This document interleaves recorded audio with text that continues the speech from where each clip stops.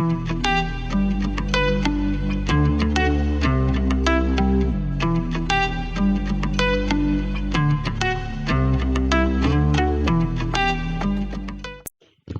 cordial saludo,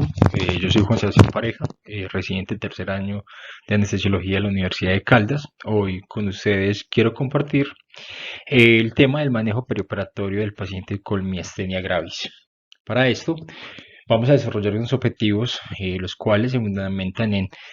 definir precisamente qué es la miastenia gravis, hablar sobre la fisiopatología, la epidemiología respectiva a la enfermedad, y ahora irnos a las consideraciones anestésicas desde el preoperatorio, el intraoperatorio y el posoperatorio. Y finalmente vamos a dar unos mensajes para llevar, donde toda la charla va a estar desarrollada a través o a partir de un caso clínico. Para empezar, definimos la miastenia gravis como una enfermedad autoinmune, en donde hay una generación de autoanticuerpos dirigidos básicamente hacia receptores de acetilcolina de la placa neuromuscular, la membrana posináptica de la placa neuromuscular. No obstante, también es la ocurrencia de anticuerpos contra moléculas funcionalmente similares en la membrana posináptica de la placa neuromuscular, donde existe clínicamente una debilidad muscular que es la característica grande precisamente de esta patología, donde puede ser una debilidad generalizada, puede ser una debilidad localizada y donde la mayor parte de las veces existe un compromiso, ya sea de los músculos oculares, extraoculares, o que existe compromiso pues de la musculatura proximal. La epidemiología mundial es variable, nos habla aproximadamente que existe en el mundo para el año 2021 una incidencia entre 0.15 a 61.5 personas por cada millón de personas cada año en el mundo, donde los pacientes con miastenia gravis seropositivas, es decir, que tienen anticuerpos contra el receptor de acetilcolina, representan 4 a 18 millones de pacientes al año. La relación es hombre-mujeres de 3 a 1, donde las mujeres presentan picos de incidencia en edades más tempranas, entre los 20 y los 40 años, en tanto los hombres aumenta su incidencia luego de los 60 años particularmente, y donde la mortalidad también es variable, en general una mortalidad entre el 5 y el 9%, no obstante las crisis pueden alcanzar mortalidades tan altas como el 4.7%. En Colombia, los estudios que se han realizado nos han hablado de una incidencia, o más bien de una prevalencia para el año 2017 de 11 a 12 pacientes con miastenia gravis por cada 100.000 habitantes, donde la relación hombre-mujer también es coherente con lo que se ve a nivel mundial, donde los hombres tienen un riesgo relativo o un OR menor que las mujeres para presentar miastenia gravis. No obstante, en Colombia la mayor incidencia es en pacientes mayores de 70 años. Y es importante también, como se observa en el mapa de la derecha, que existen departamentos con mayor cantidad de pacientes con miastenia gravis con otros. La particularidad de Caldas que presenta un color rojo oscuro que representa aproximadamente 1.000 pacientes diagnosticados con miastenia gravis para el año 2017. Ahora bien, ¿cuál es la fisiopatología de esta enfermedad? De forma grande tenemos que recordar cuál es el funcionamiento de la placa neuromuscular, recordar que existe una generación de una relación entre axones y la placa neuromuscular, donde va a haber una membrana presináptica, una hendidura y una membrana postsináptica, donde va a haber una relación a través de neurotransmisores, en este caso de acetilcolina, que va a ser el neurotransmisor que va a activar precisamente los receptores de acetilcolina, donde estos receptores de acetilcolina que tienen dos subunidades alfa, una delta y una epsilon en los adultos, va a tener unas subunidades alfas funcionales que son las que permiten que haya una apertura luego de la unión con la acetilcolina, y este va a permitir pues la entrada de sodio y la despolarización precisamente de la placa neuromuscular. Y precisamente no solamente el receptor de acetilcolina está involucrado en el desarrollo de miastenia grave, sino también otros elementos como el receptor LDR4 y también el receptor MUSC, que nos habla de la tirosina quinosa específica de músculos, de manera que en el 80 al 90% de los pacientes con miastenia gravis existen unos autoanticuerpos asociados pues al receptor de acetilcolina, donde están generados usualmente por inmunoglobulinas tipo 1 y tipo 3, las cuales van a generar al unirse con el receptor que haya una internalización de los receptores y una pérdida del volumen de receptores en las crestas de la placa neuromuscular, donde va a haber una disminución aproximadamente del 30%. Además, también esa inmunoglobulina hace que se active el complemento y va a hacer que destruya los receptores pues, de acetilcolina. En tanto que los pacientes que tienen diagnóstico de miastenia gravis seronegativas, es decir, que no tienen anticuerpos contra receptores de acetilcolina, usualmente son pacientes con anticuerpos contra la tirosina quinasa específica de músculo, contra el receptor LDR4, la rianodina y la grina, que son moléculas asociadas a la despolarización y al agrupamiento de los receptores de acetilcolina a nivel de la placa neuromuscular. Y eso representan solamente entre el 15 y el 20% de los pacientes con miastenia gravis. Ahora bien, el diagnóstico se hace pues a partir de un enfoque clínico y un enfoque paraclínico. Los pacientes clínicamente van a tener afección vulvar, donde la afección vulvar sea representada por presencia de disfagia, por presencia de disartria, por presencia de voz nasal en muchos casos, también por compromiso y por tosis palpebral, por diplopía y por oftalmoplegia. Esto nos habla de que hay un compromiso importante. En el 50% de los pacientes pueden presentar compromiso a nivel vulvar. También puede haber compromiso respiratorio por compromiso precisamente la placa neuromuscular de los músculos respiratorios accesorios, que va a generar que el paciente tenga disnea, tenga dificultad respiratoria, precisamente pueda evolucionar a falla respiratoria, y finalmente también va a comprometer las extremidades y la cabeza, los músculos del cuello. Entonces los pacientes pueden tener la cabeza caída para un lado y también pueden tener debilidad muscular, especialmente de forma proximal que distal. Es también muy característico de esta patología que los pacientes se sienten en una mejor condición en las horas de la mañana, y luego de la actividad durante el día o el ejercicio repetido van a presentar fatiga, que es diferente a cansancio, que es una de las características importantes para definir en los pacientes con miastenia gravis. Ahora bien, el diagnóstico precisamente se hace a partir, uno, de la condición clínica del paciente, y dos, evaluando también la presencia de autoanticuerpos contra el receptor de acetilcolina. En caso de que sea seronegativo, se buscarán otros anticuerpos como el de la tirosina quinasa específica de músculo, y si no, también se considerará realización de electromiografía, que nos va a permitir también definir que hay un compromiso de la placa neuromuscular. Y luego, precisamente, de hacer un diagnóstico de miastenia gravis, existe una clasificación que nos va a hablar del grado de compromiso de los músculos proximales, dado el compromiso de la musculatura ocular, de la musculatura axial y de la musculatura orofaringe respiratoria, de leve, moderado, severo, y en el último grado, que es el grado 5, serían los pacientes que tienen necesidad de intubación orotraqueal, dado pues el compromiso generalizado y tanto de la musculatura vulvar como de la musculatura respiratoria. Ahora bien,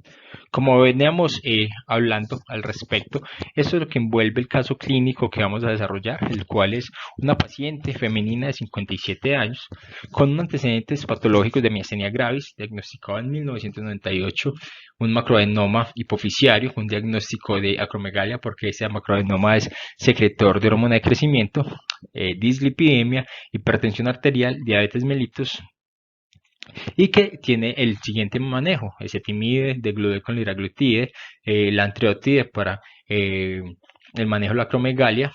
azathioprina, empaglifosina, valsartán, pirostigmina a dosis de 240 miligramos día, hidroclorotiazida, amlodipino, fluoxetina y vitamina E.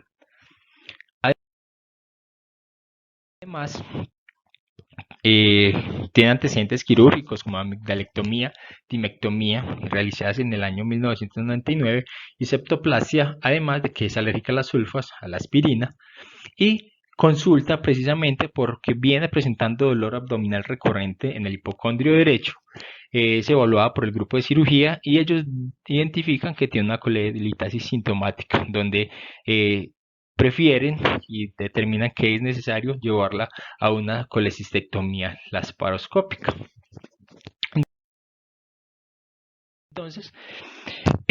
al examen físico, esta paciente tiene 70 kilos de peso, mide unos 70 para un índice de masa corporal de 24.2, no tiene disartria, no tiene disfagia, tiene una apertura oral de 3 centímetros y un malapatía 1. Además, no tiene signos de compromiso vulvar, no tiene diplopía, no tiene tosis palpebral, ni tiene oftalmoplegia. Cardiopulmonarmente se encuentra bien y no presenta déficits neurológicos ni tampoco presenta pues incapacidad para la movilización de las extremidades. Los exámenes de esta paciente es una hemoglobina de 15, un hematocrito de 47, unos leucos de 6.800,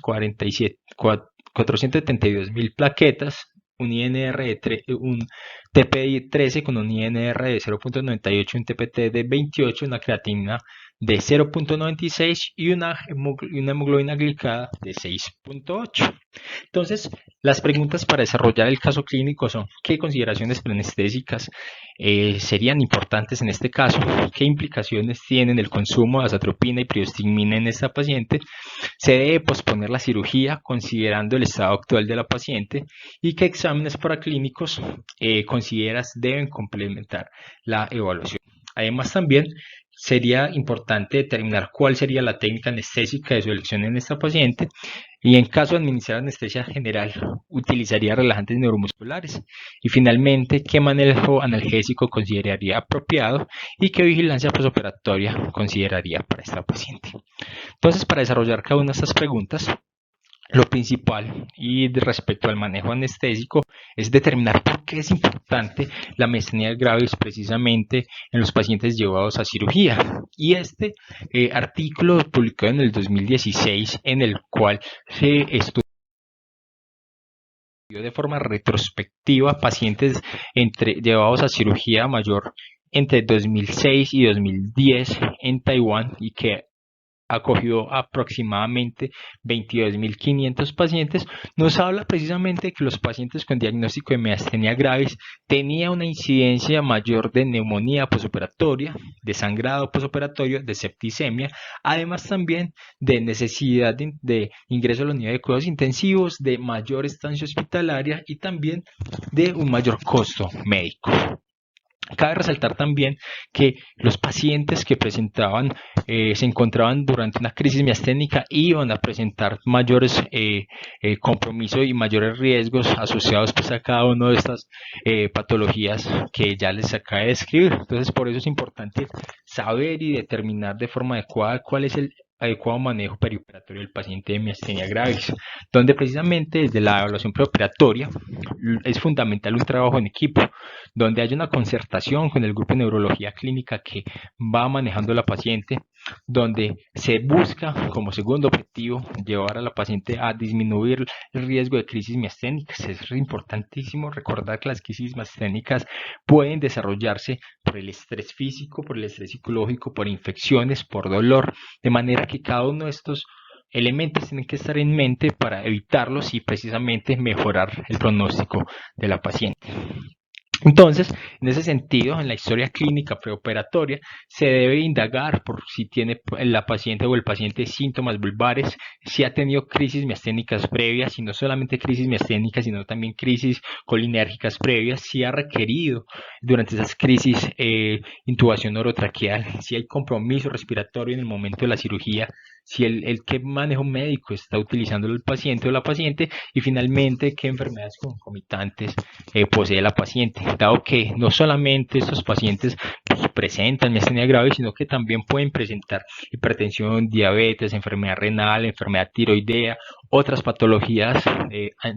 autoinmunes como artritis reumatoide. Entonces es fundamental tener una visión global y general del estado actual de estos pacientes. donde en la evaluación preoperatoria, como uno de los objetivos es precisamente disminuir el riesgo de crisis miasténicas posoperatorias, entonces es establecer si existen unos factores pronósticos característicos de que estos pacientes van a presentar esas crisis. Si bien no existen scores o puntajes que sean estrictos y que sean claros para decirnos, hey, este paciente va a tener crisis miasténica posoperatoria, existe en cambio unas señales que nos pueden hablar de que puede ser un paciente que está mayormente comprometido. Entonces, pacientes con una capacidad vital por debajo de 3 litros, con una duración de miastenia gravis por encima de 6 años, con uso de pirostigmina a dosis elevadas que superan los 750 miligramos al día, que tiene neumopatía crónica, que tiene síntomas vulvares, que tiene también crisis de miasténicas previas, que tiene sangrados intraoperatorios mayores de 1000, un conteo preoperatorio de anticuerpos antirreceptor de acetilcolina mayores a 100 nanomoles por mililitro, nos van a hablar de que este paciente tiene un alto riesgo de presentar crisis miasténicas en el posoperatorio, y eso también debe dirigir precisamente la elección del lugar de vigilancia de esos pacientes luego de la cirugía.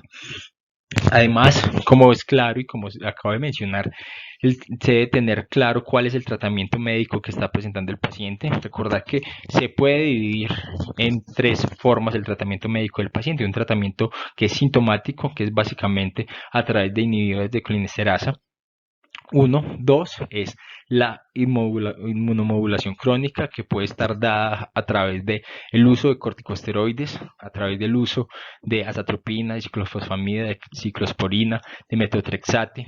y también inmunomodulación aguda en el caso de los pacientes que están con crisis miasténicas graves y que es necesario administrarse inmunoglobulinas o se necesita realizar plasmaféresis.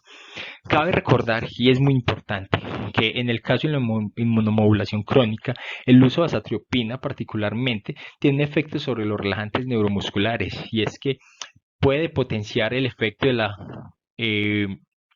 de la succinilcolina, de los relajantes neuromusculares despolarizantes, y puede aún generar resistencia con el uso de bloqueadores neuromusculares no despolarizantes. Además, también es claro que muchos pacientes no necesariamente están utilizando corticosteroides de forma crónica, como es el caso de la paciente del caso clínico. Entonces se debe tener en cuenta que el uso de bolos de esteroides puede también asociarse al desarrollo de crisis miasténicas. Por ello, es importante tenerse en mente, y también tener en mente que si el paciente presenta un consumo crónico de esteroides definido como más de 3 semanas de prednisolona 5 miligramos o su equivalente día en un periodo menor de 6 meses, esta paciente puede tener un alto riesgo de supresión suprarrenal, de manera que es importante en este caso suplementar con esteroides diferente por el paciente que no viene con un uso crónico de esto. Y entonces nos también sugiere una pregunta, y es si se debe o no suspender la priostigmina el día de la cirugía. Y al respecto se ha hablado mucho, sin embargo se ha demostrado que, pues eso sí, a partir de estudios pequeños, que los pacientes en los que no se les administra la priostigmina el día de la cirugía, sino que se les administra solamente hasta el día previo, estos pacientes suelen tener mayor riesgo de presentar síntomas respiratorios como dificultad o disnea previa a la cirugía, sin que esto signifique que van a tener una dificultad para la reversión del bloqueo neuromuscular en caso de ser necesario, y tampoco va a ser completamente significativo en términos de minutos la demora de la inducción anestésica con el uso de bloqueadores neuromusculares, donde pues si bien puede en los grupos que no se les administró pirostigmina tenían un inicio de 155 segundos versus a los que sí se les administró el mismo día de la cirugía de aproximadamente 178 segundos. Pero lo importante acá es que los pacientes presentan mayor síntomas respiratorios de disnea, dificultad respiratoria previa a la cirugía en el grupo en los que no se les administró la pirostigmina el día de la cirugía. Entonces, hasta ahí hablamos del manejo preoperatorio. Ahora, frente a los conceptos relacionados con el manejo intraoperatorio, los fundamentos es básicamente considerar siempre el uso de agentes de corta acción, preferir en la medida de lo posible la anestesia locorregional para los procedimientos que son disales o los procedimientos en las extremidades, y evitar siempre en la medida de lo posible el uso de los relajantes neuromusculares. Donde cuando hablamos de la anestesia locorregional como una medida siempre como para tomar como primera medida para el manejo de estos pacientes, se debe considerar de que hay un riesgo teórico de que el uso de anestésicos locales tipo aminoésteres va a prolongar, va a tener un riesgo de que su efecto sea prolongado debido a que su metabolismo es precisamente a través de colinesterasas plasmáticas. Por eso se debe utilizar los anestésicos tipo aminamidas como lidocaína, bupivacaína, ropivacaína. Y es importante también que en caso de que el procedimiento sea en las extremidades superiores, se debe evitar el uso de bloqueo intraescalénico y supraclavicular, dado el riesgo elevado de compromiso del nervio frénico y de que estos pacientes precisamente tienen un compromiso respiratorio, entonces puede deteriorar la función respiratoria del paciente. Y también se debe considerar de que el uso de anestesia neuroaxial debe tener cuidados con los niveles alcanzados a través de esta técnica, porque también puede comprometer de forma más fácil el patrón respiratorio, la funcionalidad respiratoria de estos pacientes. Frente al uso de anestésicos de anestesia general, siempre existe la idea de una técnica anestésica balanceada con agentes inhalados o con anestesia total intravenosa, donde diferente literatura nos ha demostrado que el uso de sevoflurane está relacionado con un efecto de relajación neuromuscular, no solamente en el paciente con miastenia gravis, sino también en el paciente que no tiene miastenia gravis. Y en particular, los pacientes con miastenia gravis va a haber un aumento de la relajación neuromuscular, un bloqueo neuromuscular más profundo, dependiendo de la dosis de la dosis y de la CAM que se le administra al paciente, alcanzando inclusive un TOF de 0.6, 0.7, es decir, un bloqueo neuromuscular moderado en pacientes con sevofluranes expirados de 3.4%, que es aproximadamente 2K. Por eso es una muy buena alternativa en caso en donde de evitar el uso de relajantes neuromusculares. Ahora bien, frente al uso de anestesia total intravenosa, el uso de propofol y el uso de remifentanilo está ampliamente utilizado en estos pacientes, donde no van a tener efectos directos sobre la patología misma, no van a hacer que aumente el riesgo de crisis miasténicas. Sin embargo, con el uso de anestesia total intravenosa puede aumentar la necesidad del uso de relajantes neuromusculares, además de medicamentos adyuvantes durante la intubación orotraqueal, dado que puede ser necesario el uso de lidocaína, puede ser necesario el uso del esmolol o de otros medicamentos para disminuir la respuesta simpática a la laringoscopia. También ahora el punto clave del uso de los relajantes neuromusculares es que el uso de relajantes neuromusculares en el intraoperatorio debe estar determinado precisamente con el conocimiento de que existe una respuesta variable, una respuesta que es impredecible, especialmente al uso de succinilcolina, precisamente dado que los pacientes que vienen con uso crónico de pirostigmina o neostigmina, es decir, inhibidores de colinesterasa, pueden ser resistentes, o al contrario pueden ser más sensibles a esta succinilcolina, precisamente dado que si vienen con una utilización crónica de inhibidores de colinesterasa, dado que va a haber un aumento de las concentraciones de acetilcolina, la succinilcolina va a ser resistente en estos pacientes. En cambio, si los pacientes no vienen con manejo crónico, probablemente sean sensibles al uso de succinilcolina. Y en general, con los relajantes neuromusculares no despolarizantes, estos pacientes usualmente son más sensibles y usualmente requieren dosis correspondientes a la mitad o a 2/3 menos de la dosis que se suele utilizar en los pacientes sin diagnóstico, un paciente que no tiene precisamente diagnóstico de miastenia gravis. Pero desde el 2010 existe literatura que viene reforzando la idea de que se puede utilizar relajantes neuromusculares no despolarizantes, particularmente rocuronio y becuronio en menor medida, dado que el uso de Sugammadex es sumamente viable, es sumamente seguro, disminuye los costos, disminuye el tiempo de recuperación, disminuye el riesgo de reintubación en los pacientes con miastenia gravis que fue necesario utilizar relajantes neuromusculares. Por ello, se hace la recomendación de que en caso de que sea necesario realizar intubación orotraqueal con relajante neuromuscular, se utilice con preferencia relajantes no despolarizantes tipo rocuronio, y que se tiene que tener a la mano Sugammadex para poder revertir el uso de este a dosis de 2 a 4 miligramos por kilogramo según precisamente la profundidad del bloqueo neuromuscular que presenten los pacientes. Y esto dirigido siempre, como lo hemos hablado en otros momentos, de una vigilancia cuantitativa de la respuesta al estímulo nervioso periférico, como es con el tren de 4, donde se debe tener una relación de T1, T4 por encima de 0.9 para hablar de que el paciente no está relajado y que es seguro precisamente realizar una extubación. Es importante también tener claro cuáles son los medicamentos que exacerban la miastenia gravis, y al respecto hay muchos los antibióticos, característicamente los macrólidos, como la claritromicina, la acitromicina.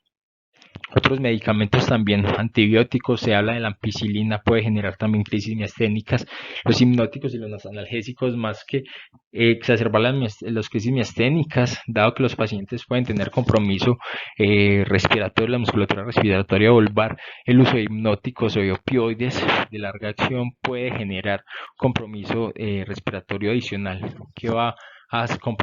precisamente a poner en riesgo la seguridad del paciente. El sulfato de magnesio de forma característica está contraindicado en estos pacientes porque se tiene claridad sobre su asociación con el aumento de riesgo de crisis miasténicas. El uso de glucocorticoides, como les hablaba al inicio de la charla, donde el uso de glucocorticoides en un paciente que no viene tomando crónicamente glucocorticoides puede desencadenar una crisis miasténica. Y finalmente los betabloqueadores, algunos calcioantagonistas y algunos antiepilépticos también pueden desarrollar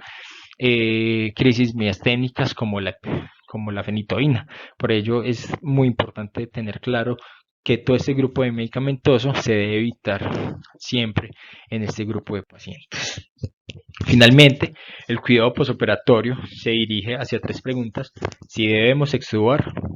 dónde debemos realizar la vigilancia posoperatoria y cómo se debe hacer el manejo del dolor. Para determinar si debemos o no extubar al paciente, tenemos que considerar el nivel de conciencia, que esté completamente despierto, que tenga una frecuencia respiratoria menor a 30, que tenga un CO2 expirado menor de 50, un volumen ideal que sea capaz de mover el paciente mayor a 5 mililitros por kilogramo de peso. Y a partir precisamente de esta capacidad de extubar al paciente, la vigilancia debe ser dirigida a si el paciente tiene riesgos o no de presentar crisis miasténica posoperatoria, de manera que si el paciente cae en el grupo que puede presentar crisis miasténicas posoperatoria, debe considerar vigilancia en la unidad de cuidados intensivos o al menos en la unidad de cuidados intermedios, siempre evitando sacar al paciente de la sala de cirugía intubado. Y finalmente el manejo del dolor debe ser dirigido con analgesia multimodal, se deben evitar los opioides en la medida de lo posible, y se debe añadir técnicas regionales también siempre que sea posible. Las complicaciones relacionadas son la crisis miasténicas y las crisis colinérgicas, que son realmente difíciles de distinguir porque las dos se representan con debilidad muscular. No obstante, la crisis miasténica, además de la debilidad muscular, puede presentar debilidad respiratoria. En cambio, la crisis colinérgica se presenta con todos los síntomas de un síndrome colinérgico, como secreción, como salivación, como dolores abdominales, urgencia urinaria, urgencia anorrectal o bradicardia, y el manejo es diferente, donde para la crisis miasténica se deben utilizar periostigmina, inmunoglobulinas, plasmaféresis. En la crisis colinérgica, al contrario, se debe utilizar atropina o hidrofonio para bloquear precisamente ese síndrome colinérgico. Entonces, para concluir el caso clínico, hablamos de que en la evaluación preanestésica se hizo un manejo conjunto con endocrinología. Como un antibiótico profiláctico se utilizó clindamicina, se utilizó una técnica anestésica combinada de anestesia neuroaxial y una anestesia general sin relajante neuromuscular, y se vigiló el paciente en la UCI, donde no presentó ninguna complicación. Y finalmente, los mensajes para llevar son que se debe evaluar la condición clínica del paciente de forma estricta, se debe realizar la cirugía electiva siempre que el paciente se encuentre en un momento estable de la enfermedad con la menor cantidad de medicamentos que esté utilizando, que se debe preferir la anestesia regional por encima de la general. Se debe evitar el uso de relajantes neuromusculares cuando se vaya a pensar en anestesia general.